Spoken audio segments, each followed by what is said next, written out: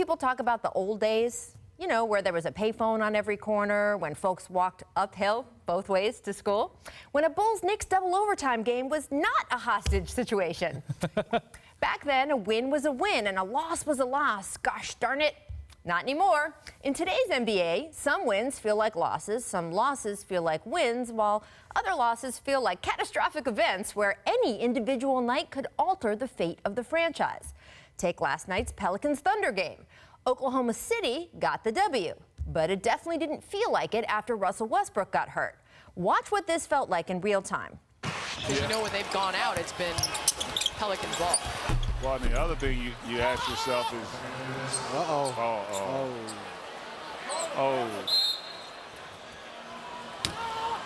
That's and that looks serious.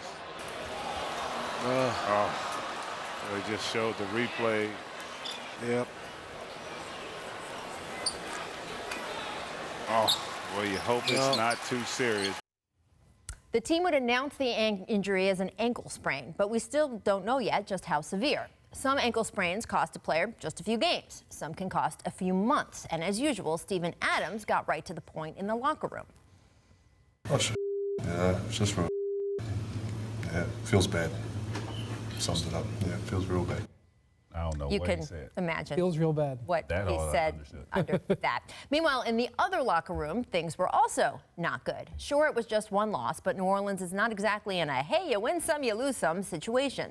After starting the season by blowing the Houston Rockets off the court and then barreling to a 4-0 start, the Pelicans have now dropped six in a row.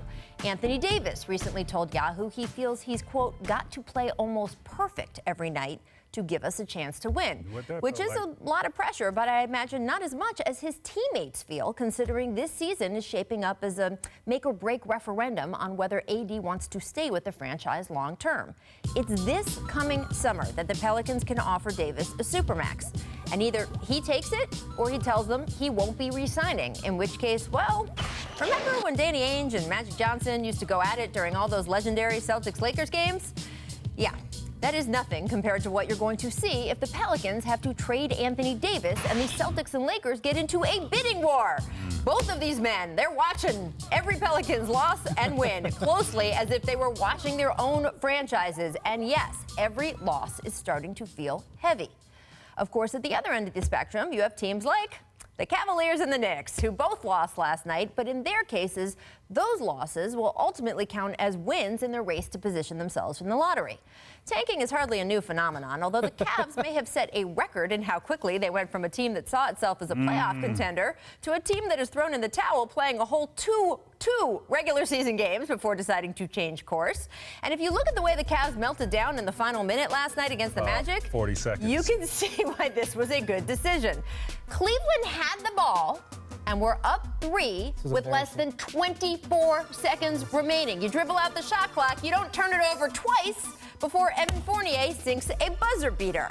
Meanwhile, the Knicks might as well be sending Kristaps Porzingis monthly get-well cards from an armor-plated vehicle, but it is so strongly in their best interest to finish the season with a high draft pick that they sure played like it last night in a double overtime game in which at times they appeared to be really trying to set back the sport a couple decades. He's good. I mean, I guess to some, yay, Zach LaVine, but Knicks fans who had to sit through that. I guess the loss to them was a good thing because some nights wins and losses aren't exactly what they appear. And honestly, some nights everything feels like walking uphill.